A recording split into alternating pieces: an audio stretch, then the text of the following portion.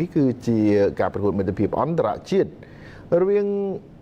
ក្រុមបាល់ទាត់ជម្រើសជាតិកម្ពុជាដែលជាម្ចាស់ផ្ទះជាមួយនឹងក្រុមបាល់ទាត់ជម្រើសជាតិបាទប៊ូតង់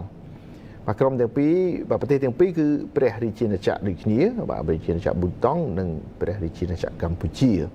ហើយសន្តានពណ៌សលាយទឹកក្រូចបាទរហស្សនាមរបស់ពួកគេគឺ The Dragon Boy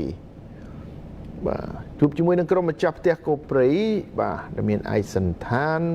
ពណ៌ទឹកប៊ិចការប្រកួតចាប់ផ្ដើមនាម៉ោង 7 យប់នៅពហុកីឡដ្ឋានជាតិដែលបងប្អូនស្គាល់ថា Start Olympic ត្រង់នេះគឺជាគ្រាប់បាល់ទី1កើតឡើងនៅនាទីទី 7 ដោយការលេងបាល់ជ្រុងខ្លីពីញៀនសុកស៊ីដានទៅកីឡាករប៊ុងសាំយូអែលហើយកាត់ចូលក្នុងប្រអប់គ្រោះថ្នាក់រួចតែតបញ្ចូលទីបានយ៉ាងល្អសរតនាលោតខ្ពស់ណាស់ត្រង់នេះបាទប្រជែងមិនឈ្នះគេនោះទេចលនាការដណ្ដើមទីតាំងបាទចំហនៃការលោតក៏ដូចជាគុណភាពនៃការបញ្ចប់ទីនៅលើអាកាសដោយប្រើក្បាលនេះគឺធ្វើបានល្អមែនទែនបាទត្រង់នេះជាការប៉ុនប៉ងមិនចំគោលដៅរបស់ក្រុមភ្ញៀវប៊ូតង់ការកាត់ចេញពីស្លាបខាងស្ដាំឃ្លាដោយយូដៃទប់ហើយក៏ទាត់ឆ្វេងតែមិនបានសម្រេចទេគ្រាប់បាល់ទី2ក៏កាត់ឡើងនៅត្រង់នេះដោយ Koulibaly Abdelkader បាទទទួលបាល់ជ្រុងពី Yudai Ogawa រត់មកដណ្ដើមទីតាំងហើយតែតបញ្ចូលទីមុំតូចបានយ៉ាងល្អត្រង់នេះប្រជែងជាមួយនឹងខ្សែការពាររបស់ប៊ូតង់ដែរតែ Koulibaly ធ្វើបានល្អជាងតែបញ្ឆិតបញ្ចូលទីគ្រាប់បាល់ទី2នៅនាទីទី 38បាទវគ្គទី1ក៏បញ្ចប់ទៅដោយមិនមានគ្រាប់បាល់បន្ថែមទៀតទេតែយ៉ាងណាក៏ដោយការទាត់មួយជើងរបស់អុកសុវណ្ណត្រង់នេះគឺពិតជាធ្ងន់ហើយអ្នកគ្រប់គ្រងក៏បានបាទរំភើបបាទហើបពីកៅអីតែម្ដងចំពោះបាទការទាត់មួយជើងរបស់សុវណ្ណតែត្រូវសង្គ្រោះបានដោយអ្នកចាំទីរបស់ប៊ូតង់ចប់វគ្គទី1កម្ពុជា2ប៊ូតង់0ចូលដល់វគ្គទី2ក្រុម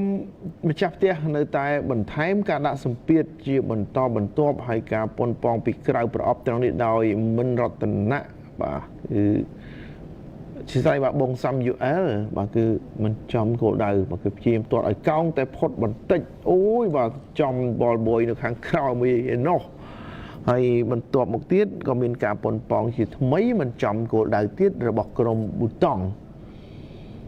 ប្រធានក្រុមរបស់ពួកគេព្យាយាមខ្លាំងមែនទែនតែការទាត់ត្រង់នេះមិនចំគោលដៅទេការបញ្ជូនទៅផុតអ្នកចាំទីនឹងខ្សែការពារតែបញ្ចូលទីបានយ៉ាងល្អដោយសុផលឌីម៉ង់បាទយូដៃអូកាវ៉ាជាអ្នកបញ្ជូនហើយឌីម៉ង់បាទរត់មកអោនបន្តិចតែបញ្ចូលទីបានតែម្ដង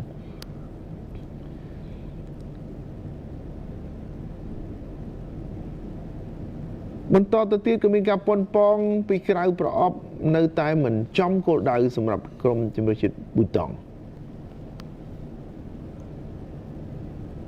ហើយត្រង់នេះហើយជាគ្រាប់បាល់ទី4ដែលទាត់ផ្ទប់ជើងខ្សែការពារដោយយ៉ែមដេវីតហើយខ្ទាតទៅដល់ជើងរបស់មុនរ៉ាដូ